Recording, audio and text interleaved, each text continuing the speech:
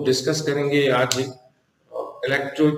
Electrostatic system की एक property जिसका नाम है इलेक्ट्रिक डाइपोलरिटी या electric dipole system. Electric dipole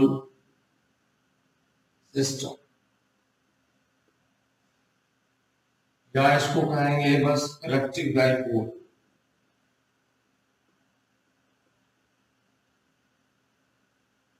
तो इलेक्ट्रिक डाइपोल का एक बेसिक डेफिनेशन होगा और फिर आगे भी। सबसे पहला डेफिनेशन आप इतना सोच सकते हैं कि two equal and opposite charge, positive and negative, separated by a distance, forms an electric dipole system. अब इसमें equal and opposite charge separated by distance, तो कितना डिस्टेंस हो? तो बेसिक डेफिनेशन है डिस्टेंस इतना छोटा ना हो कि पॉजिटिव और नेगेटिव का इफेक्ट कैंसिल आउट हो जाए, इतना दूर ना हो कि the two point charges behaves like point charge एक सिस्टम की तरह बिहेव ना करे। इस डेफिनेशन को प्रिलिमिनरी डेफिनेशन के रूप में याद रखेंगे और लिख देते हैं कि two equal and opposite charge separated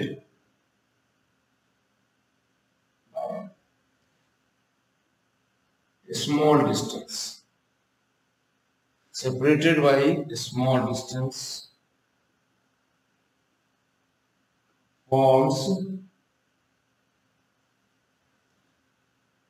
an electric dipole.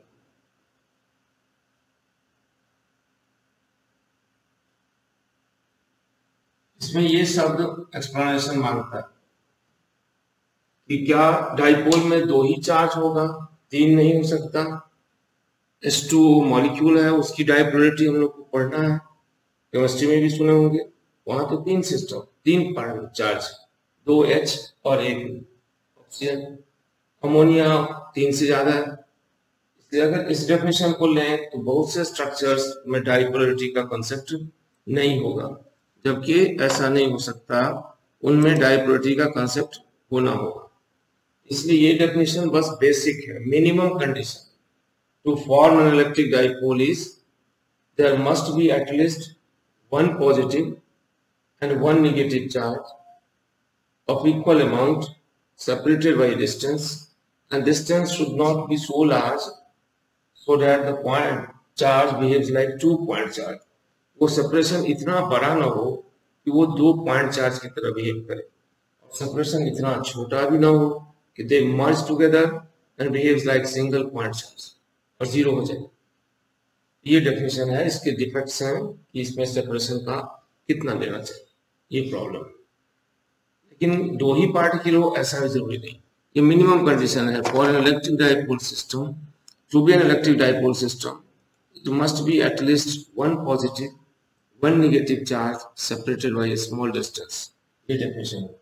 और इस ज्वाइनिंग लाइन को हम डाइपोल एक्सिस मान इसका नाम देते हैं AB, where AB may be equal to 12 and is called dipole axis. Dipole axis, जहाँ AB को dipole axis कहें। ये बेसिक डेफिनेशन। अब इससे बाद ऐसा डेफिनेशन जो हर जगह लागू हो, whether the two चार्ज हो, दो से ज्यादा चार्ज हो, सेपरेशन स्मॉल हो या लार्ज हो, उसको फिर से देखते हैं। इधर इसको देख लिए होंगे और मिटा। उसके लिए हम लोग सबसे पहले जाने इलेक्ट्रोस्टैटिक सिस्टम किसको कहते हैं। इलेक्ट्रोस्टैटिक सिस्टम तो ग्रुप ऑफ टू और मोर पॉइंट चार्जेस separated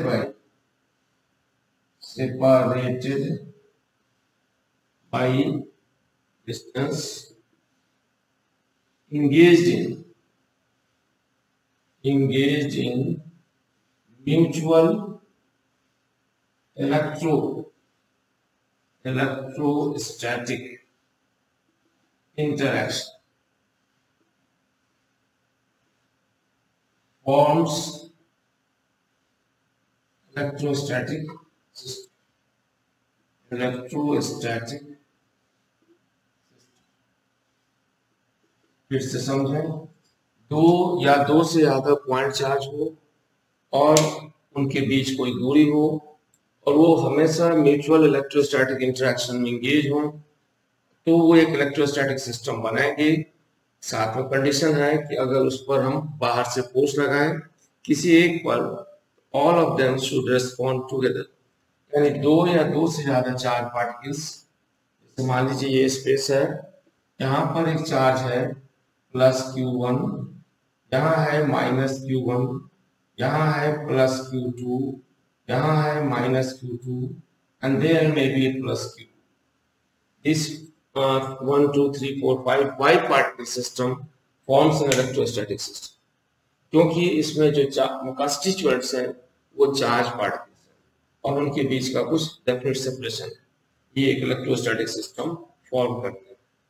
अब इस इलेक्ट्रोस्टैटिक सिस्टम पर बाहर से आप इलेक्ट्रिक फील्ड अप्लाई करें, इलेक्ट्रिक फील्ड यूनिफॉर्म लें पहले, बाद में नॉन यूनिफॉर्म में भी होगा, तो इस पर हम इलेक्ट्रोस्टैटिक सिस्टम पर फील्ड अप्लाई करते हैं। डेफिनेशन के तौर पर याद रखें, 2 और मोर, मिनिमम 2, मोर देन 2 भी हो सकता है, point charges separated by certain distance engage in mutual interaction forms an electrostatic system. दो या दो से ज्यादा चार्ज पार्टिकल्स हो, उनके बीच कुछ दूरी हो, वो म्यूचुअल इलेक्ट्रोस्टैटिक इंटरेक्शन में एंगेज हो, दे फॉर्म्स ए इलेक्ट्रोस्टैटिक सिस्टम। अब इस इलेक्ट्रोस्टैटिक सिस्टम पर हम बाहर से एक इलेक्ट्रिक फील्ड अप्लाई करेंगे तो क्या असर होगा इसको देखते हैं। यहाँ पर हम ये इलेक्ट्रोस्टैटिक सिस्टम पर बाहर से फोर्स अप्लाई करते हैं, एक प्लस चार्ज है, मान लीजिए यहाँ पर माइनस चार्ज है, यहाँ पर कोई +Q1 है, यहाँ पर कोई -Q1 है, और इस इलाके में इलेक्ट्रिक फील्ड अप्लाई किए, E का यूनिट होगा E न्यूटन पर कूलम, यहाँ यूनिट होगा E न्यूटन पर कूलम, यानी अगर इस स्पेस में यूनिट पॉजिटिव चार्ज हो उस पर जो फोर्स रहेगा वो E न्यूटन, उसी को इंटेंसिटी। किसी भी स्पेस में यूनिट पॉजिटिव चार्ज रखने पर जो फोर्स एक्ट करता है that force is called electric field intensity Newton पर कूलम। यहाँ देखिए, यहाँ ए पर जो पॉजिटिव चार्ज है इस पर फोर्स इधर होगा, तो पॉजिटिव चार्ज पर फोर्स का डायरेक्शन वही होता है जो फील्ड का डायरेक्शन है। यहाँ फील्ड का डायरेक्शन राइट वार्ड है तो फोर्स का डायरेक्शन भी राइट वार्ड होगा। एक कूलम चार्ज होता तो E न्यूटन का फोर्स लगता, 2 कूलम है तो 2E न्यूटन का होता, यहाँ Q कूलम है इसका फोर्स का काउंट हो जाएगा E न्यूटन। और यहीं पर ये नेगेटिव चार्ज है, इस पर भी फोर्स होगा, इस पर रिजल्टेंट फोर्स का डायरेक्शन EQ अपोजिट होगा, जो फील्ड का डायरेक्शन है उसके अपोजिट होगा, क्योंकि डेफिनेशन ही है यूनिट पॉजिटिव चार्ज पर जिधर फोर्स लगे, जितना फोर्स लगे उसको इंटेंसिटी कहते हैं। यहाँ पर यूनिट पॉजिटिव चार्ज पर इधर फोर्स लग रहा है इंटेंसिटी के डायरेक्शन में, नेगेटिव पर उसके अपोजिट। यहाँ देखिए ये पॉजिटिव चार्ज है, इस पर भी फोर्स होगा और ये होगा इतना, और ये नेगेटिव चार्ज है इस पर फोर्स नहीं। इस तरह जब बाहर से हम किसी इलेक्ट्रिक फील्ड इलेक्ट्रोस्टैटिक सिस्टम पर इलेक्ट्रिक फील्ड अप्लाई करेंगे तो उसके कंस्टिट्यूएंट्स पर फोर्स एक्ट करेगा। फोर्स का डायरेक्शन पॉजिटिव चार्ज पर फील्ड के डायरेक्शन में फोर्स होगा, नेगेटिव चार्ज पर फील्ड के अपोजिट डायरेक्शन में। इन सभी फोर्सेस को ट्रांसफर करके एक पॉइंट बनाएं और हम फिर रिजल्टेंट फोर्स लगाएं। रिजल्टेंट फोर्स मे बी 0 और may not be 0। Resultant force हो सकता है 0 हो सकता है 0 ना। अगर नॉन यूनिफॉर्म फील्ड है और चार्ज का अमाउंट डिस्ट्रीब्यूशन इस तरह है, नेगेटिव चार्ज ज्यादा हो पॉजिटिव कम हो, या पॉजिटिव ज्यादा हो नेगेटिव कम हो, रिजल्टेंट फोर्स 0 नहीं होगा। ये बात याद रखिए, रिजल्टेंट फोर्स 0 नहीं होगा। और रिजल्टेंट फोर्स 0 होने के लिए क्या होना चाहिए कि EQ right and EQ left दोनों का डायरेक्शन एक ही, अभी रिजल्टेंट फोर्स 0 हो सकता है। तो यहाँ पर रिजल्टेंट फोर्स 0 होने के लिए दोनों का डायरेक्शन अपोजिट हो, चार्ज का अमाउंट भी बराबर हो, तब हो सकता है। अभी उसके लिए इंपॉर्टेंट नहीं है कि रिजल्टेंट फोर्स 0 हो भी सकता है, नहीं भी हो सकता है, लेकिन टॉर्क के बारे में सोचें। हम किसी भी पॉइंट के बाहर, जैसे O है, इसके बाहर टॉर्क लेते हैं, इसका A पर लगने वाले फोर्स का। R1 क्रॉस EQ, हम इस पर टॉर्क लेते हैं R1 क्रॉस EQ, इसके अबाउट इसका टॉर्क लेते हैं R2 क्रॉस EQ1। तो इन सभी टॉर्क का रिजल्टेंट टॉर्क अगर जीरो नहीं, if resultant torque is not zero, अगर रिजल्टेंट टॉर्क जीरो नहीं है तो फिर the system is said to be will experience a torque and will acquire rotational motion. This property of experience torque whenever a system is exposed to the field is called electric dipolarity. इससे सोचिए डाइपोलरिटी क्या है। एक electrostatic system है, उस पर हम बाहर से फील्ड अप्लाई करते हैं, उसके कॉन्स्टिट्यूएंट्स पर फोर्स लगता है। अगर पॉजिटिव चार्ज है तो फील्ड के डायरेक्शन में लगेगा, और अगर निगेटिव चार्ज है तो फील्ड के डायरेक्शन के अपोजिट लगेगा। ये सारे फोर्सेस को हम एक पॉइंट पर ट्रांसफर करके लाएं और फिर रिजल्टेंट फोर्स निकालें। हो सकता है रिजल्टेंट फोर्स जीरो हो जाए, हो सकता है जीरो ना हो, लेकिन अगर रिजल्टेंट टॉर्क जीरो नहीं होता तो the system will acquire an additional property of acquiring rotational motion. This property of acquiring rotational motion and when it is exposed to the electric field is called electric dipolarity, विद्युतीय द्विध्रुवीयता। Definition लिखते हैं, torque बराबर zero नहीं है then the system has electric dipolar,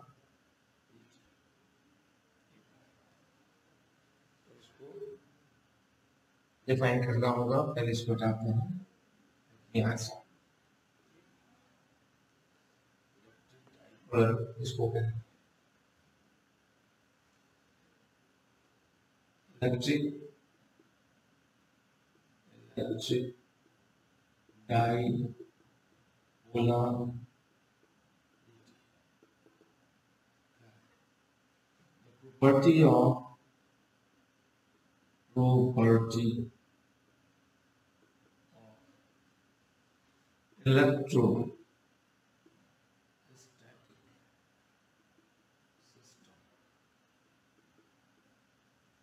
property of electrostatic system due to which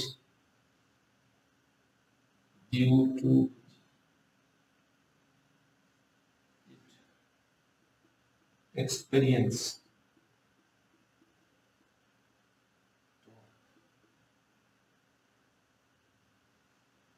whenever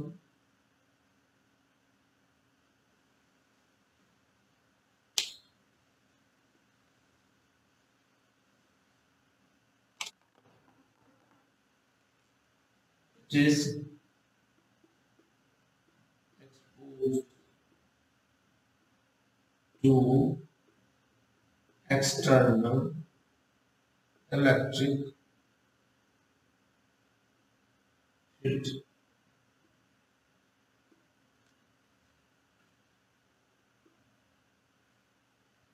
note कर लीजिए और फिर पढ़िएगा। The property of electrostatic system due to which it experience torque whenever it is exposed to external electric. जब कभी इस पर बाहर से फील्ड अप्लाई करें, किस पर? इलेक्ट्रोस्टैटिक सिस्टम, तो उस पर रिजल्टेंट फोर्स लगे या ना लगे, रिजल्टेंट टॉर्क अगर जीरो नहीं तो बोलेंगे कि इस इलेक्ट्रोस्टैटिक सिस्टम में प्रॉपर्टी ऑफ डाइपोलरिटी है। इलेक्ट्रोस्टैटिक सिस्टम में प्रॉपर्टी ऑफ डाइपोलरिटी कहलाएगा। इसमें एक प्रॉपर्टी है डाइपोलरिटी, और इसकी वजह से क्या होता है, तो body experience torque whenever it is exposed to the external field, और उसके कारण क्या होता है, if body is allowed it acquire rotational motion in addition to translational motion, जो कुछ था पहले। इसी प्रॉपर्टी को डाइपोलरिटी बोलेंगे, और जिस सिस्टम में भी ये प्रॉपर्टी पाई जाए उसे हम इलेक्ट्रिक डाइपोल कहेंगे। वहां दो पोल का होना जरूरी नहीं, दो से ज्यादा पोल हो सकता है, तब भी डाइपोलरिटी ही कहलाएगा। क्योंकि dipolarity is not just an structure, structural नहीं है कि सिर्फ संरचनात्मक है, एक पॉजिटिव चार्ज हो एक नेगेटिव चार्ज हो सेपरेटेड बाय डिस्टेंस हो गया डाइपोल। नहीं, दो से ज्यादा पोल भी होते हैं, आप केमिस्ट्री में पढ़ेंगे और पढ़े ही होंगे। H2O का डाइपोल मोमेंट निकालो, अब H2O में तो 3 पोल होते हैं, कोई अमोनिया का डाइपोल मोमेंट, वहां तो एक 3 NH3, 3 हाइड्रोजन 1 नाइट्रोजन, 4 हो सकते हैं। इसलिए dipolarity is not just two pole system, it may be more than two. It is a property of experiencing torque whenever it is exposed to external field। जब हम electrostatic system पर बाहर से electric field apply करेंगे तो उसके जो constituent होंगे पॉजिटिव या negative, they will experience force. और अगर पॉजिटिव चार्ज है तो फील्ड के डायरेक्शन में फोर्स रहेगा, और अगर निगेटिव चार्ज है तो फील्ड के अपोजिट रहेगा। और ये सारे फोर्सेस को जब हम रिजल्टेंट निकालेंगे तो इट मे बी जीरो, तो फोर्स जीरो हो सकता है, नहीं भी हो सकता। लेकिन अगर टॉर्क जीरो ना हो तो बोला जाएगा कि सिस्टम में डाइपोलरिटी है और उसे डाइपोल। अब डाइपोलरिटी का अमाउंट यानी ability to experience torque, ability to acquire rotational motion नापने के लिए हम सबसे पहले कैलकुलेट करेंगे कि टॉर्क कितना लगेगा, क्या संबंध होगा टॉर्क का फील्ड से और इलेक्ट्रोस्टैटिक सिस्टम। इसलिए और एक और बात इसमें देखें, due to electric dipolarity electrostatic system has a tendency to acquire rotational motion। ये लिख देते हैं नीचे, due to property of electric dipolarity, ठीक से, due to property of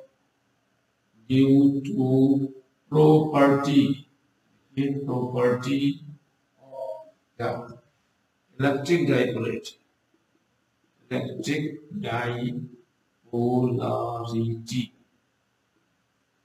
the system has a tendency to property of electric dipolarity, यानी electric डाइपोलरिटी के गुण के कारण the system has a tendency to acquire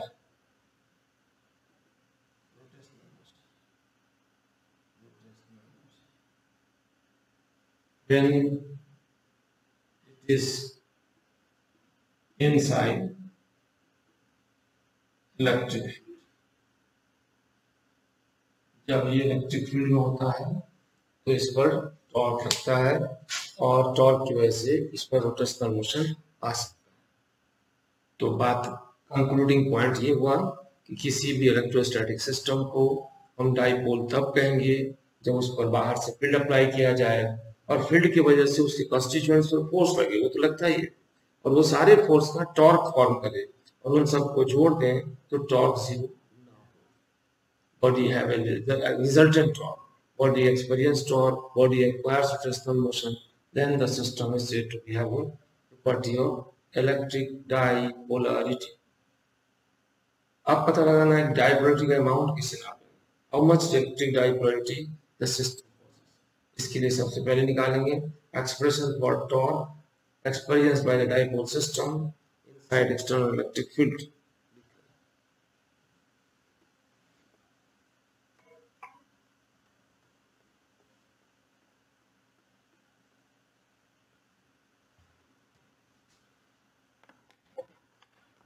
देखिए expression for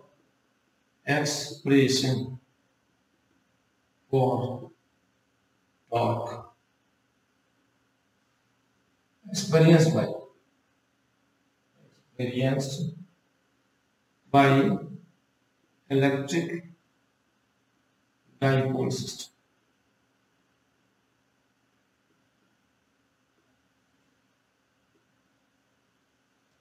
expression for torque experienced by electric dipole system, यानी electric dipole system पर जब बाहर से फील्ड अप्लाई किया जाएगा तो उस पर टॉर्क कितना होगा और टॉर्क का मैग्नीट्यूड और डायरेक्शन किस किस बात पर डिपेंड करता है। ये मान लीजिए सबसे पहले एक सिंपलीफाइड इलेक्ट्रोस्टैटिक सिस्टम जिसमें एक ही पॉजिटिव चार्ज वो है प्लस और एक ही नेगेटिव चार्ज वो है माइनस, और इन दोनों को ज्वाइन कराने वाला लाइन जो है that line is called dipole axis. इस लाइन को हम डाइपोल एक्सिस। पॉजिटिव चार्ज हो सकता है अकेला चार्ज हो सकता है सभी पॉजिटिव चार्ज का सेंटर ऑफ चार्ज, और नेगेटिव में भी वही बात। इस ज्वाइनिंग लाइन का मिड पॉइंट O है और इस लंबाई को L मानते हैं, इस लंबाई को भी L मानते हैं कन्वीनियंस के लिए। यानी अगर हम इसका नामकरण करें कि ए है और ये बी है, ये बीच में ओ है, ओ ए बराबर ओ बी बराबर एल। अब इस इलाके में एक फील्ड अप्लाई करते हैं, फील्ड सिंप्लीफाई करने के लिए यूनिफॉर्म है, यानी फील्ड पॉजिटिव चार्ज पर ही उतना है, निगेटिव पर भी है, और हर जगह फील्ड का स्ट्रेंथ डायरेक्शन कांस्टेंट है, फिक्स है। प्रॉपर्टी ऑफ इलेक्ट्रिक फील्ड के हिसाब से इंटेंसिटी किसको कहते हैं? तो अगर स्पेस में हम यूनिट पॉजिटिव चार्ज रखते हैं और उस पर एक जितना फोर्स लगता है, 10 न्यूटन, 1 न्यूटन, 5 न्यूटन, कुछ भी, that amount of force is property of the space and is called electric field intensity. इस हिसाब से इंटेंसिटी अगर ई है और राइट वार्ड है तो पॉजिटिव चार्ज पर फोर्स का डायरेक्शन ई क्यू होगा और ये एंगल बहुत थीटा, ये भी थीटा। और जब पॉजिटिव पर फोर्स का डायरेक्शन राइटवर्ड होता है तो निगेटिव पर ठीक उसके अपोजिट होना चाहिए, क्योंकि दोनों का नेचर अपोजिट है। फोर्स होगा ई क्यू, इधर लेफ्टवर्ड। अब O को सेंटर माने, OB को रेडियस मानते हुए टॉर्क निकालना है। इसका टॉर्क फोर्स का होता है टॉर्क, और इसका टॉर्क निकालते हैं। सबसे पहले A पर एक्ट करते हुए फोर्स का टॉर्क टाउ एट ए बराबर होगा L cross E Q. Torque का डेफिनेशन होता है R क्रॉस F, वहीं से आया R हो गया OA, L और E Q, R cross F। तो इसको लिखा जाएगा L E Q sine minus, ध्यान दीजिए ये माइनस थीटा, ये डायरेक्शन देखें क्लॉकवाइज सेंस में, R मतलब L cross E Q, R cross F, ये टर्निंग जो है क्लॉकवाइज है। इसी तरह जो B पर फोर्स लग रहा है उसका भी टॉर्क निकाला जाए, बराबर है क्योंकि फील्ड यूनिफॉर्म है, वहां भी क्लॉकवाइज सेंस में आया। गौर से देखिए, ये एरो दिखा रहे हैं, ओ बी को रेडियस वेक्टर मानकर ई क्यू की तरफ टर्न ले तो टर्न का डायरेक्शन क्लॉकवाइज है, ठीक है। अब दोनों को जोड़ दीजिए तो रिजल्टेंट टॉर्क निकल जाएगा। तो टॉर्क निकालते हैं, रिजल्टेंट टॉर्क बराबर हो जाएगा -2L Q E sine theta, है ना। यही हुआ टॉर्क किस पर? इलेक्ट्रिक डाइपोल सिस्टम, सबसे सिंप्लीफाइड वर्जन जिसमें एक ही पॉजिटिव चार्ज, एक ही नेगेटिव चार्ज, दोनों इक्वल सेपरेटेड बाय डिस्टेंस है। उस पर बाहर से इलेक्ट्रिक फील्ड अप्लाई किए तो पॉजिटिव चार्ज पर फोर्स का डायरेक्शन और नेगेटिव अपोजिट है, and this force forms torque. Okay, इसका भी टॉर्क है, इसका भी टॉर्क देखिए। और इसी टॉर्क एक्सपीरियंस करने की प्रॉपर्टी की वजह से इसका नाम इलेक्ट्रिक डाइपोल है और इसको इलेक्ट्रिक डाइपोलरिटी कहते हैं। जगह बनेगी तब मैं लिखूंगा। तो टॉर्क का एक्सप्रेशन ध्यान से देखिए, ये देखिए टॉर्क, तीन टर्म दिख रहा है। Torque depends upon field, field जितना स्ट्रांग होगा टॉर्क उतना मजबूत होगा। Torque depends upon theta orientation, and torque also depends upon property of the system। ये सिस्टम 2L सिस्टम का गुण है, Q कितना चार्ज होगा सिस्टम पर डिपेंड करता है। तो टॉर्क डिपेंड्स अपॉन 3 फैक्टर्स। पहला टर्म ये जो 2L है पूरा सिस्टम की बराबर डिपेंड करता है। फील्ड बाहर से अप्लाई करते हैं और वो बदल सकते हैं। तो अगर हम एक फील्ड में दो इलेक्ट्रोस्टैटिक सिस्टम अलग अलग रखते हैं तो उन पर टॉर्क अलग अलग होता है। यहीं पर उनके इलेक्ट्रोस्टैटिक सिस्टम की आइडेंटिटी डिफाइन होगी कि अगर हम इस इलेक्ट्रोस्टैटिक सिस्टम को किसी फील्ड में डालते हैं जिसका स्ट्रेंथ पता है और उसको उस एंगल पर रखते हैं जो हमें पता है, तब जो टॉर्क लगेगा that torque is totally identity of the system. और इसी से नापेंगे हम एबिलिटी टू एक्सपीरियंस टॉर्क। तो टॉर्क एक्सपीरियंस करने की एबिलिटी यानी अमाउंट ऑफ डाइपोलरिटी नापने के लिए टर्म डिफाइन करते हैं, उसका नाम है इलेक्ट्रिक डाइपोल मोमेंट। लिखा जाए इलेक्ट्रिक डाइपोल मोमेंट किसको कहा? Electric dipole moment.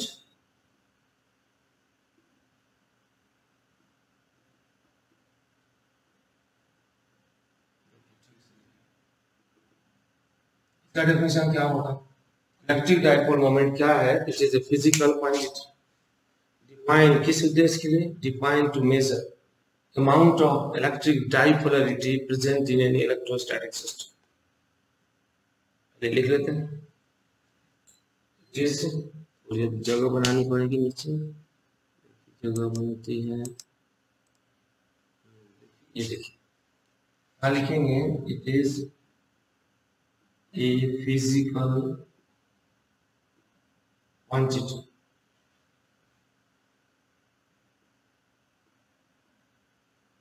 ये एक भौतिक राशि डिफाइंड इसलिए to measure amount of dipolarity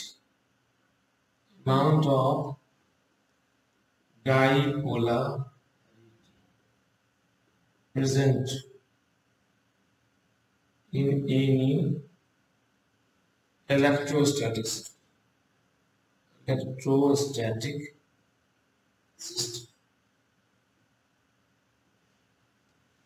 note कर लीजिए, इलेक्ट्रिक डाइपोल मोमेंट क्या है? Electric dipole moment is a physical quantity defined to measure the amount of dipolarity present in any electrostatic system। और डाइपोलरिटी क्या है? तो the property of the electrostatic system due to which it experiences torque whenever it is exposed to external field। जब उस पर हम बाहर से इलेक्ट्रिक फील्ड अप्लाई करते हैं तो उस पर टॉर्क लगता है। टॉर्क एक्सपीरियंस करने के इसी गुण को डाइपोलरिटी कहते हैं।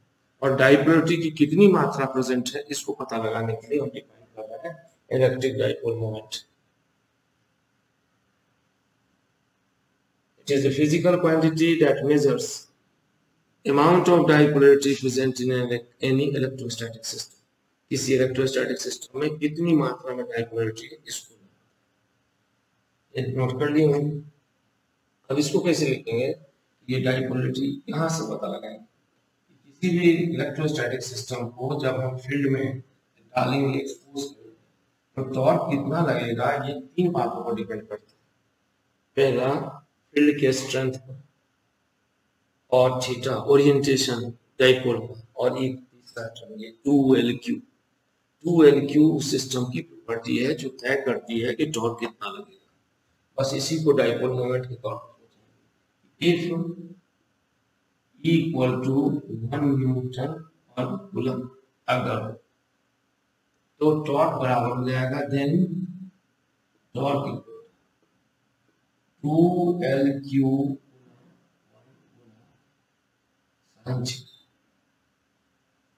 ठीक है। अगर E बराबर 1 न्यूटन पर कूलम हो, यानी इस इलाके में यूनिट स्ट्रेंथ का हम फील्ड अप्लाई करते हैं, तो जो टॉर्क एक्सपीरियंस होगा वो इतना होगा। अब टॉर्क दो बातों पर डिपेंड किया, थीटा पर और ओरिएंटेशन पर और इस प्रॉपर्टी ऑफ द सिस्टम। तो थीटा को हम ले लेते हैं, मैक्सिमम टॉर्क कितना होगा E electron +1, then tau resultant max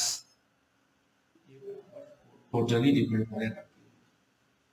बस इसी को बोलते हैं डाइपोल मोमेंट का मैग्नीट्यूड, यानी डाइपोल मोमेंट। लिखते हैं, क्या लिखेंगे? इलेक्ट्रिक डाइपोल मोमेंट इसको कहते हैं। तो electric dipole moment is a physical quantity defined by you to measure amount of dipolarity present inside the electrostatic system. ये एक भौतिक राशि है जिससे हम मापते हैं किसी भी इलेक्ट्रोस्टैटिक सिस्टम में कितनी dipolarity. And dipolarity means ability to experience torque whenever it is exposed to. तो डाइपोलरिटी नापते हैं डाइपोल मोमेंट से। अब डाइपोल मोमेंट का मैग्नीट्यूड कितना के बराबर होता है? Magnitude of dipole moment is numerically equal to maximum value of torque the system will experience when exposed to field of unit strength। यानी जब हम इलेक्ट्रोस्टैटिक सिस्टम को किसी फील्ड स्पेस में रखें और वहां फील्ड का स्ट्रेंथ यूनिट हो, यानी वहां 1 कूलम चार्ज पर 1 न्यूटन का फोर्स लगता है, तब जो टॉर्क लगेगा वो डिपेंड करेगा थीटा। तब जो मैक्सिमम टॉर्क लगेगा वो उस इलेक्ट्रोस्टैटिक सिस्टम की पहचान होगी 2LQ, और वही डाइपोल मोमेंट के न्यूमेरिकली बराबर होगा। लिखते हैं magnitude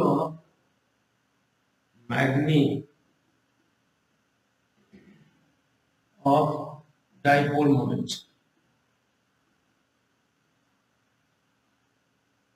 Magnitude of dipole moment is numerically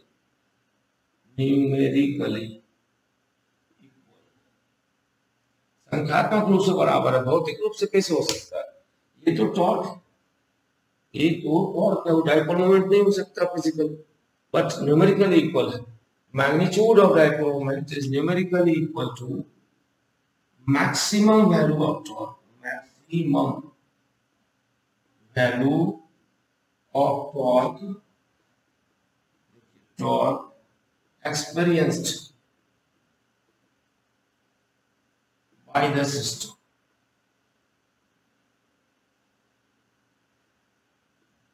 system in the, ठीक से ध्यान से देखिए, field of unit strength, in the field of इकाई क्षमता वाले, इकाई शक्ति वाले इलेक्ट्रिक फील्ड में अगर हम डाइपोल सिस्टम को डालें, तब जो टॉर्क लगेगा उसका मैक्सिमम वैल्यू उस डाइपोल सिस्टम के डाइपोल मोमेंट के न्यूमेरिकली बराबर होगा, मैग्नीट्यूड। यानी जो हम लोग टर्म डिफाइन कर रहे हैं ना, magnetic dipole moment, electric dipole moment, ये क्या है? इट इज ए टर्म और word design and defined by you, इसलिए to measure amount of dipolarity present inside the system, कितना ध्रुवीयता मौजूद है, और उसको नापने के लिए हम तरीका अपनाएंगे कि डाइपोल सिस्टम पर बाहर से फील्ड अप्लाई कीजिए। Every constituent will experience force. Positive charge will experience force in the direction of the field, while negative charge will experience field opposite to the direction of the field. And these forces may balance each other, but their torque gets reinforced. And finally, system will experience a torque. The ability of the electrostatic system to experience torque, and if left free to acquire rotational motion, is called electric dipolarity. ये जो field के space में रखने पर जो torque experience करने की ability है, ये जो रोटेशन की टेंडेंसी आ जाती है, इसी को हम इलेक्ट्रिक डाइपोलरिटी कहते हैं। और उसको नापने के लिए हम डाइपोल मोमेंट डिफाइन किए, और उसका मैग्नीट्यूड कितना के बराबर होगा? P बराबर होगा 12Q न्यूमेरिकली। और इसका डायरेक्शन क्या दिया जाए और क्यों दिया जाए? इसलिए दिया जाए कि अगर पॉजिटिव पोल इधर रखते हैं तो टॉर्क क्लॉकवाइज सेंस में, अगर नेगेटिव पोल उधर रख देंगे तो टॉर्क एंटी क्लॉकवाइज सेंस में होगा। यानी डाइपोलरिटी में सेंस ऑफ रोटेशन होता है, पॉजिटिव और नेगेटिव दो तरह का। तो फिर डाइपोल मोमेंट जिसका डिफिनेशन उसको मेजर करने के लिए करता है, उसमें भी सेंस होगा पॉजिटिव नेगेटिव। तो इसीलिए हम इसे डायरेक्शन की इधर देते हैं डायरेक्शन। तो dipole moment is assigned direction इधर along the dipole axis। देखिए dipole moment is assigned direction.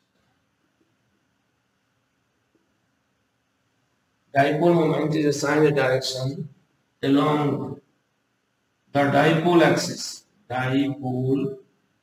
axis from positive to negative pole, note कीजिए।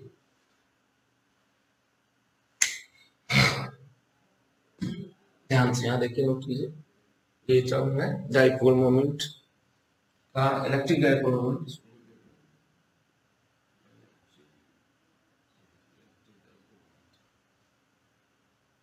की दिशा किधर is assigned the direction along the dipole axis।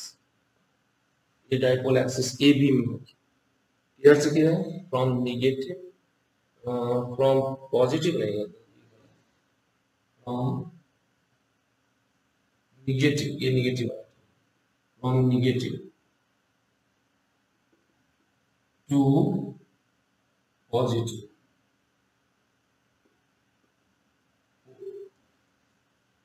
इस तरह हम लोग डाइपोल मोमेंट वेक्टर का डेफिनेशन कंप्लीट किए। क्या किए कि dipole moment vector is a term और physical quantity design and defined by you to measure the amount of dipolarity present in the electrostatic system.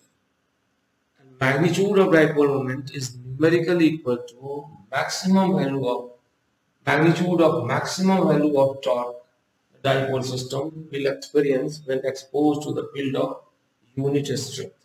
यानी उस डायपोल सिस्टम पर जब बाहर से इलेक्ट्रिक फील्ड अप्लाई करेंगे और उसका स्ट्रेंथ 1 होगा, 1 मतलब 1 न्यूटन पर कूलम, तब जो टॉर्क लगेगा उसका मैक्सिमम वैल्यू डायपोल मोमेंट के न्यूमेरिकली बराबर। और उसका डायरेक्शन किधर लिया जाए, तो from along the dipole axis from negative to positive.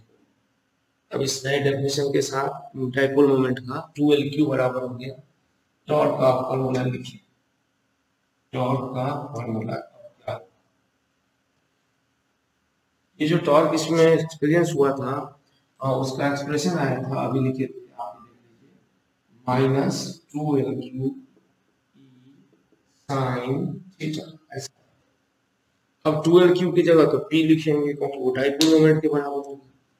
और डायपोल मोमेंट कहा गया था, ध्यान से देखिए, डायरेक्शन की माना थी नेगेटिव से पॉजिटिव पोल, तो इसका मतलब फील्ड इधर हो गया E और डायपोल मोमेंट वेक्टर हो गया P, ये एंगल है थीटा। तो यहाँ पर आया P E sin theta with negative sign, क्योंकि P से E के तरफ टर्न देंगे तो क्लॉकवाइज आएगा ना, तो फिर इसको हम लिख सकते हैं इसे टॉर्क बराबर P क्रॉस E, देखिए, और जो कि बराबर हो जाएगा PE minus P sin theta. तो इस तरह डायपोल मोमेंट क्या हुआ, the term, the word designed and defined by you to measure the amount of dipolarity present in the electrostatic system, and its magnitude is numerically equal to the magnitude of maximum value of torque the dipole system may ever experience in the field of unit strength। एकांक क्षमता वाले field में किसी भी system पर जो maximum torque लगता है उस मैक्सिमम के वैल्यू को डायपोल मोमेंट कहते हैं, और वो डायपोल सिस्टम को आइडेंटिटी देगा। और इसका वैल्यू आ गया टॉर्क कितना, P क्रॉस E। हम ग्राफ भी प्लॉट करते हैं, टॉर्क का इस ओरिएंटेशन बदलने से क्या प्रभाव पड़ेगा, तो टॉर्क का ओरिएंटेशन बदलने से प्रभाव क्या पड़ेगा, यानी थीटा के वैल्यू वेरिएशन से टॉर्क किस तरह होगा, इसका वेरिएशन ग्राफ प्लॉट करेंगे। देखिए डिफाइन किए टाउ बराबर P क्रॉस E। आप इसी डायग्राम में देखिए P किधर से किधर है, तो B से A की तरफ P और E किधर है, इधर की तरफ, राइट वाला। तो हम इसे लेंगे P क्रॉस E, P से E की तरफ टर्न लीजिए, P से E की तरफ, ये आ जाएगा P E sine minus theta, ये माइनस थीटा है P से, ये बराबर हो गया minus P E sine theta.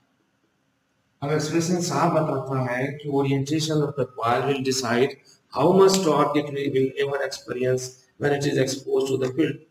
Field strength same भी रहे, थीटा तय करता है कि टॉर्क कितना होगा। इस आधार पर हम लोग डिफाइन कर देते हैं, थीटा बराबर 0 डिग्री, थीटा बराबर π/2 रखेंगे प्लस में, थीटा बराबर -π/2 plus pi and minus pi, इतने वैल्यूज पर टॉर्क निकालें। यहाँ थीटा का वैल्यू पहले 0 रखिए, देखिए टॉर्क कितना आता है। यहाँ पर थीटा का वैल्यू 0 रखिए, थीटा 0 का मतलब होता है ये डायपोल मोमेंट वेक्टर और फील्ड वेक्टर एक ही दिशा में, उसका प्लस π/2 रखें, माइनस P अपोजिट, हम ओरिएंट किया एंटी क्लॉकवाइज टर्न दिए, टॉर्क लग रहा है क्लॉकवाइज से। अब यहाँ रखे तो प्लस P, और यहाँ रखे पाई तो 0 और इसमें तो ग्राफ प्लॉट करते हैं, एक्स एक्सिस पर थीटा लेंगे, वाई एक्सिस पर टॉर्क लेंगे, फिर टॉर्क का ग्राफ देखेंगे कैसे वेरी करता है। हम लोग क्या कर रहे हैं, हम लोग टॉर्क निकाल रहे हैं किसका, the torque electrostatic system will experience. क्यों एक्सपीरियंस करेगा, because it has an electric dipolarity and electrostatic system which has property of electricity और charge experience force, and if it has property of dipolarity भी हो तो इन पर torque graph plot करते हैं इसमें।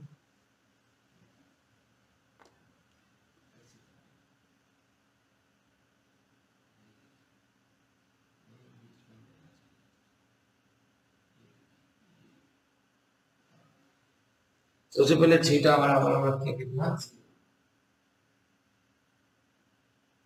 प्लस और यहाँ पर माइनस पाई वाई एक्सिस पर टॉर्क खुद ही चेक कर लीजिए। जब थीटा 0 था तो टॉर्क कितना था? 0 था। जब थीटा प्लस 90 डिग्री था तो टॉर्क कितना था? माइनस में था। इसका मतलब ग्राफ साइन फंक्शन है दिशा।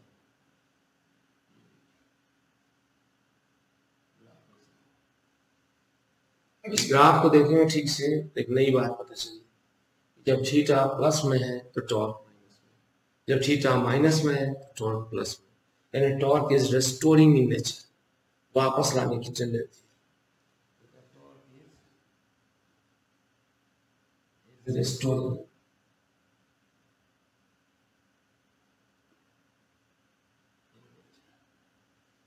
इसमें वापस आने की टेंडेंसी। तो जब भी हम डाइपोल सिस्टम को फील्ड के डायरेक्शन में रखें, ये फील्ड का डायरेक्शन है और इसी में डाइपोल सिस्टम, टॉर्क 0। जब हम इसे एंटी क्लॉकवाइज इधर ले जाएंगे, और इधर ले जाएंगे,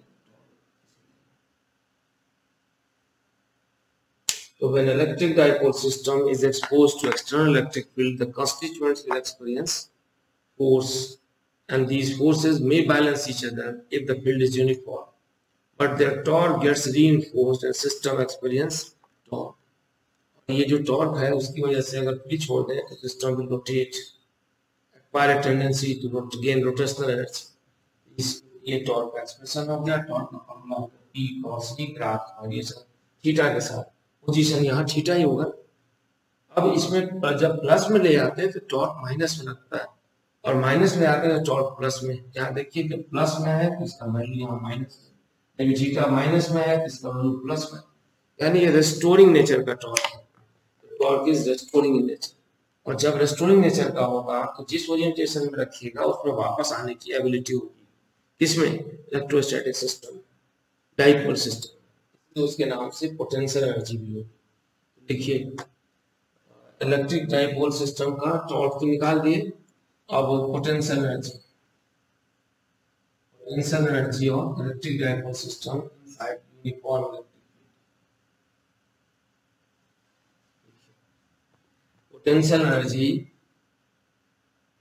ऑफ डाइपोल सिस्टम की सूत्र, पोटेंशियल एनर्जी इसका of the dipole system. Dipole system कहाँ? इनसाइड यूनिफॉर्म,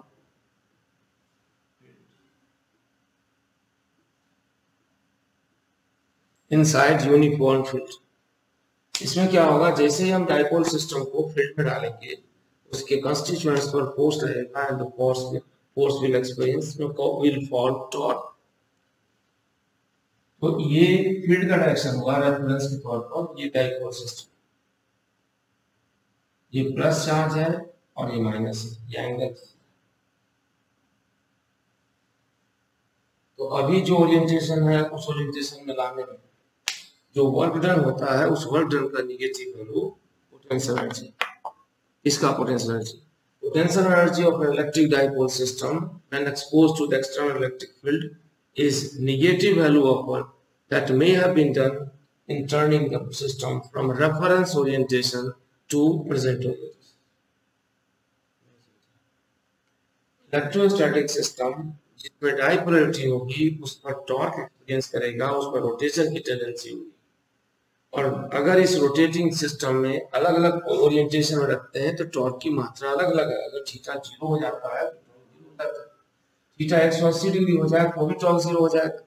तो ability of electrostatic system to experience maximum torque कब है? जब थीटा बराबर 90 डिग्री है। तो किसी को रेफरेंस ओरिएंटेशन मानना होगा तो इसी को 90 माने, और रेफरेंस ओरिएंटेशन से प्रेजेंट ओरिएंटेशन तक लाने में जो वर्क डन होगा उस वर्क डन का निगेटिव वैल्यू पोटेंशियल एनर्जी होगा। उस समय भी एनर्जी कंजर्वेशन में यही पढ़े थे, negative value of work done bringing the test body from reference to present position.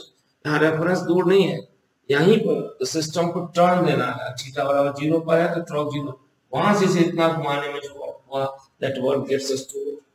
देखिए एनर्जी का difference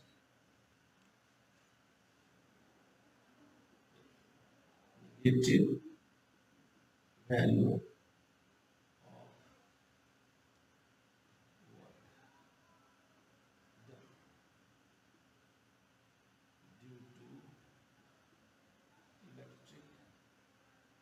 field force, electric field force in bringing the system, on the system, electrostatic system from reference orientation to present system. किसी electric field में एक electric dipole system रखते हैं, उस पर torque रखता है, टॉर्क थीटा पर डिपेंडेंट होगा, तो थीटा अलग अलग रखा जा सकता है। तो पहले नोट कर लें, थीटा बराबर 0 भी रख सकते हैं, उस समय टॉर्क 0 होगा। थीटा बराबर 90 रख सकते हैं, उस समय टॉर्क मैक्सिमम होगा। इसी 0, 90, 180 या कोई और एंगल को रेफरेंस ओरिएंटेशन माने, और उस ओरिएंटेशन से अभी वाला ओरिएंटेशन तक लाने में इस टॉर्क की वजह से जो वर्क होगा, वर्क डन का निगेटिव वैल्यू इस सिस्टम की इस फील्ड में पोटेंशियल एनर्जी होगी। नहीं समझे? कोई इलेक्ट्रोस्टैटिक सिस्टम है, उस पर हम बाहर से इलेक्ट्रिक फील्ड अप्लाई करते हैं। आप नोट भी कर लीजिएगा, इलेक्ट्रोस्टैटिक सिस्टम पर बाहर से इलेक्ट्रिक फील्ड अप्लाई करते हैं। उसके जो कंस्टिट्यूएंट चार्ज पार्टिकल्स हैं, they will experience force, and if the force is active it may forms a torque. अगर इसका रिजल्टेंट टॉर्क 0 हो गया, डाइपोलरिटी नहीं होगी। यहाँ पर हमने एक फील्ड में रखा, अभी जो स्थिति है उसमें देखिए टॉर्क कितना होगा, नोट कर लीजिए जल्दी से। टॉर्क ऊपर लिखे हूँ, वही लिख देते हैं, टाउ बराबर P क्रॉस E। अब P किधर है पहचान, P का डायरेक्शन होगा निगेटिव पोल से पॉजिटिव पोल तक अलोंग द डाइपोल एक्सिस। तो टॉर्क बराबर है इतना, टॉर्क बराबर है P E sine minus theta. Torque हो गया, टॉर्क क्लॉकवाइज सेंस में P नेगेटिव से positive P cross E clockwise sense में, तो टॉर्क कितना। अब इसका वर्क डन होगा टाउ डॉट, किसका वर्क डन, अभी डेफिनेशन लिखिए, negative value of work done due to the torque in bringing the system from reference orientation to the present orientation is called potential energy. Tau dot d theta anti-clockwise है, torque clockwise, इसीलिए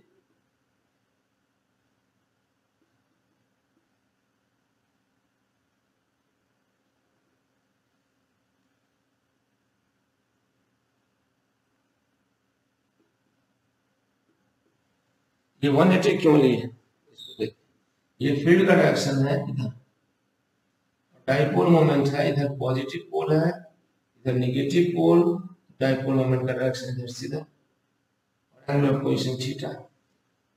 तो theta anti clockwise sense में, anti clockwise, और dipole moment negative से positive इधर, तो P cross E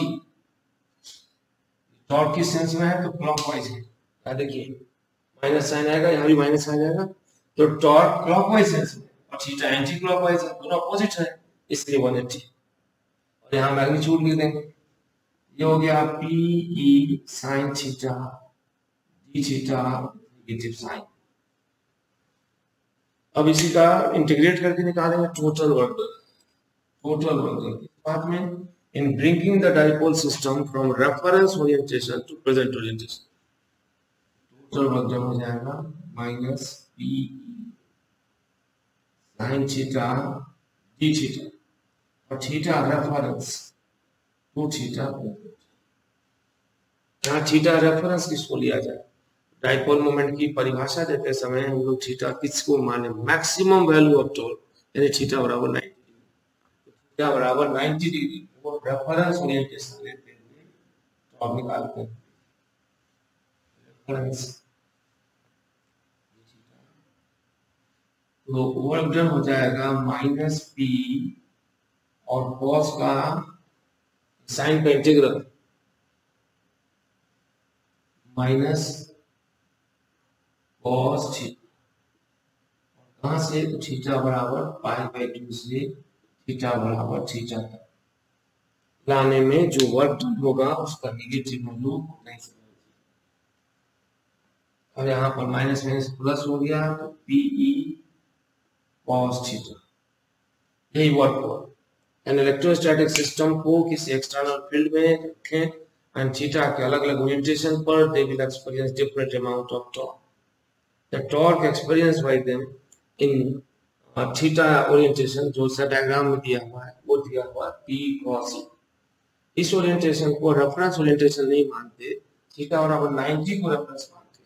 90 से इस पोजीशन पर लाने में जो वर्क होगा उस वर्क का negative value potential energy minus P cos, यही होगी पोटेंशियल एनर्जी। अब पी डॉट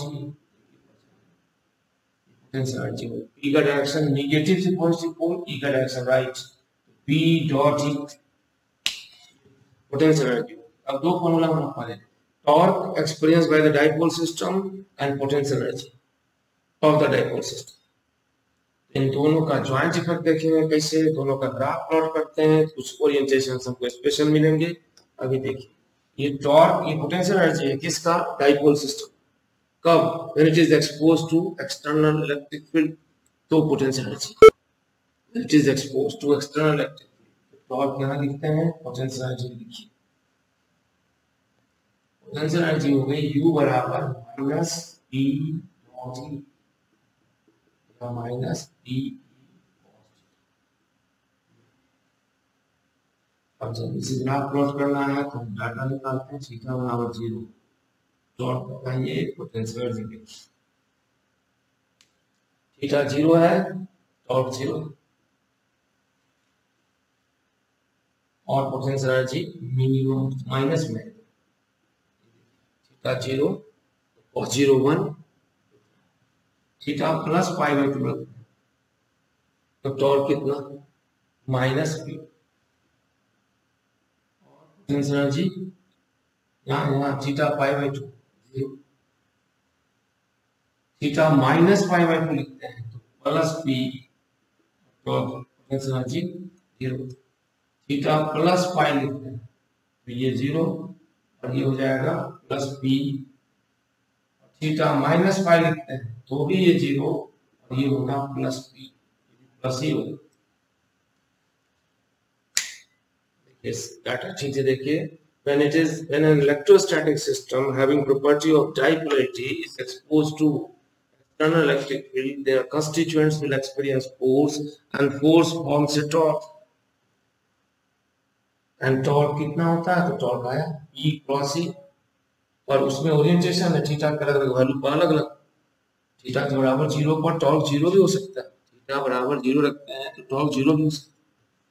तो ये जो ability of the electrostatic system है to experience torque and to acquire potential energy, इसी को हम ग्राफ पर एक कट्ठे दिखाते हैं ऊपर या कहीं और, यहाँ पर दिखाते हैं। तब सोचिए ये क्या खास बात है। हम यहाँ लेते हैं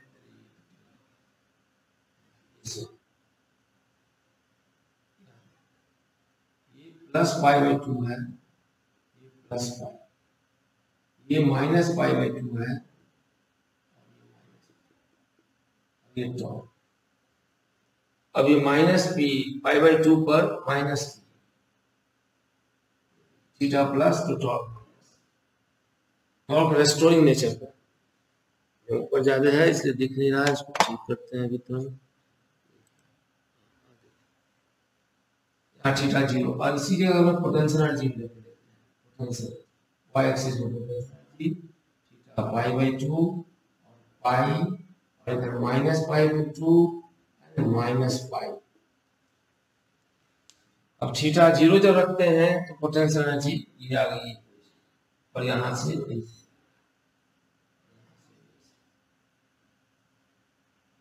डाटा यहाँ पर देख लीजिए कैसे, यहाँ पर पाई पेरिडियन पर भी प्लस पी है और माइनस पाई पर, तो थीटा बराबर 0 कोई खास सिग्निफिकेंस है, देखिए थीटा बराबर 0 का ओरिएंटेशन पर दोनों का आप ज्वाइंटली अगर स्टडी करेंगे एक साथ तो दिखाई देगा, क्या दिखाई देगा कि एच theta equal to 0 degree, torque is 0, यानी इक्विलिब्रियम है। इतना ही नहीं, पोटेंशियल एनर्जी इज मिनिमम, यानी यह एक stable equilibrium position. thus theta equal to 0 is a stable equilibrium।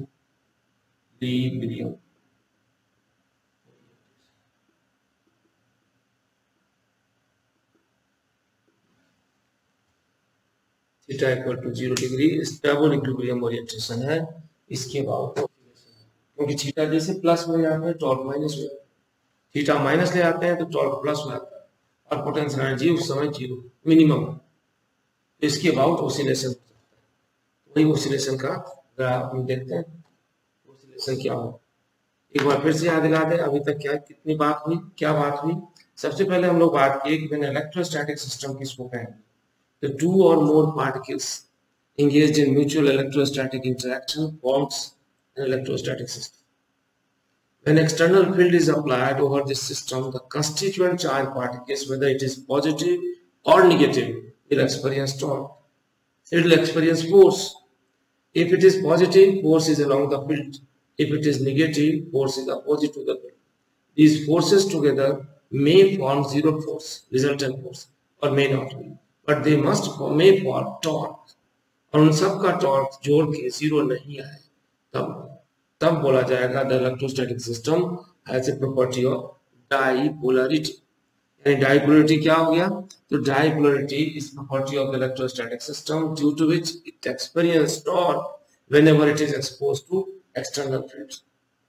उसी डाइपोलरिटी के मान को नापने चले डाइपोल मोमेंट डिजाइन किया, और डाइपोल मोमेंट क्या है, तो फिजिकल क्वांटिटी है, द टर्म दैट हमें जो हम लोग डिफाइन करते हैं किस लिए, to measure the amount of dipolarity present in the system. और उसके लिए डिफाइन किए टाउ फॉर्मूला लाए थे, थीटा बराबर मैक्सिमम वाला केस यानी 90 डिग्री पर जो टॉर्क लगा था उसे। अब हम लोग ऑसिलेशन निकालना है, ये तो कंडीशन आ गया कि थीटा बराबर 0 degree is a special position here torque is 0 and potential energy is minimum. It is an oscillatory space that supports oscillation. Oscillation लिखा जाए, oscillation of a dipole. Oscillation of dipoles.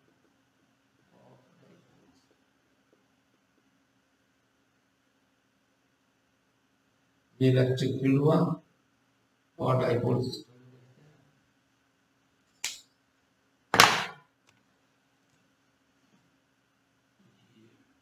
यहाँ पर dipole minus charge plus length,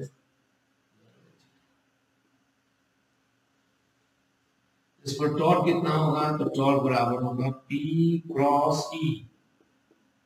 P किधर होता है, direction dipole moment के definition में था कि dipole moment is directed from negative to positive pole along the dipole axis. वो नेगेटिव से पॉजिटिव पोल की तरफ होता है डाइपोल एक्सिस। यहाँ भी नेगेटिव टू पॉजिटिव यानी इस P इस डायरेक्शन में E था, तो P cross E minus P E sine theta, ये हुआ टॉर्क। और डाइपोल सिस्टम में चार्ज होगा तो चार्ज से पहले पार्टिकल्स होंगे, पार्टिकल्स में मास होगा, मोमेंट ऑफ इनर्शिया भी, इसलिए हम लिख सकते हैं और I not d omega dt बराबर माइनस P।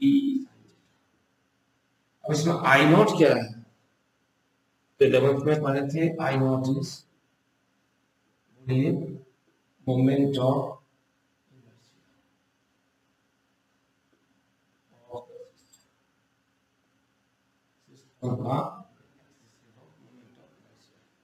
और ओमेगा एंगुलर वेलोसिटी, हम लोग इसको लिख सकते हैं angular acceleration d dt of omega p e sin theta, ऐसा लिख सकते हैं। अब थीटा बराबर 0 हो तो टॉर्क 0 हो जाता है, एंगुलर एक्सीलरेशन भी 0 हो जाएगा। थीटा प्लस है तो टॉर्क माइनस है, रेस्टोरिंग नेचर का होगा। थीटा माइनस है तो टॉर्क प्लस है। लेकिन यहाँ एंगुलर एक्सीलरेशन डायरेक्टली प्रोपोर्शनल नहीं है, ये साइन फंक्शन के प्रोपोर्शनल। इसलिए अगर हम डायरेक्ट प्रोपोर्शनलिटी नहीं दिखाएंगे तो एसएचएम नहीं कर पाएंगे। इफ थीटा इज स्मॉल, अगर थीटा स्मॉल इतना इतना कि साइन थीटा लगभग बराबर हो थीटा के, तो हम इस इक्वेशन को इस तरह लिख सकते हैं। आप ये अब ये क्लियर है, oscillation of a dipole system is simple harmonic motion for small oscillations. Standard equation of SHM से कंपेयर कीजिए। एसएचएम के मानक समीकरण से तुलना करें। और मानक समीकरण क्या है एसएचएम का? स्टैंडर्ड इक्वेशन वो है minus omega F by theta. Omega F क्या है? Angular frequency, simple harmonic motion पढ़ते हैं, एंगुलर फ्रीक्वेंसी। इसको कंपेयर करेंगे तो ओमेगा एफ स्क्वायर बराबर होगा P E by I naught, यानी टाइम पीरियड होगा 2 pi root under I naught by P. ये टॉपिक एंड कर रहा है। हम लोग शुरुआत किए थे इलेक्ट्रोस्टैटिक सिस्टम, और जिसमें डाइपोल किसको कहते हैं, नोट कर लीजिए इसको पहले। डाइपोल सिस्टम किसको, तो डाइपोल का डेफिनेशन दिए थे, two equal and opposite point charges separated by comparatively small distance forms the electrostatic dipole system. Definition से बेटर डेफिनेशन ये था कि किसी भी 2 पार्टिकल 4 पार्टिकल इलेक्ट्रोस्टैटिक सिस्टम पर बाहर से आप इलेक्ट्रिक फील्ड अप्लाई करें, if they experience torque and torque is not zero, इसका मतलब work body have a tendency to acquire rotational motion whenever it is exposed to the field. और इसी property को डाइपोलरिटी कहते हैं। और डाइपोलरिटी निकालने के लिए हम लोग टर्म डिफाइन किए, डाइपोल मोमेंट और टॉर्क और पोटेंशियल एनर्जी। तो लास्ट में पॉइंट की इस तरह का टॉर्क होगा तो थीटा बराबर 0 के आसपास ऑसिलेटरी स्पेस होगा, जिसका ऑसिलेशन होगा टाइम पीरियड निकल गया। इलेक्ट्रिक डाइपोल सिस्टम का एक दूसरा सेगमेंट भी आएगा, माना चाहिए, जिस पर अगले क्लास में हम लोग डिस्कस करेंगे। बाहर से इलेक्ट्रिक फील्ड अप्लाई करते हैं तो क्या हुआ, वो तो ये पता चल गया, टॉर्क लगा, मोमेंट, डाइपोल एनर्जी सब देख ली। लेकिन अंदर से अगर तो क्या होगा, यानी अंदर भी तो चार्ज है, उसकी वजह से जो बाहर इलेक्ट्रिक फील्ड, उसको अगले सेगमेंट में डिस्कस करेंगे, बड़ा लंबा हो जाएगा। अभी हम लोग सिंपल पढ़े इलेक्ट्रिक डाइपोल सिस्टम किसको कहेंगे, और उस पर बाहर से इलेक्ट्रिक फील्ड अप्लाई करते हैं तो how the constituents of the system will respond. ठीक है, तो आज के टॉपिक इस सेगमेंट में इतना ही। नेक्स्ट टॉपिक में हम लोग डिस्कस करेंगे electric field effect of the dipole system.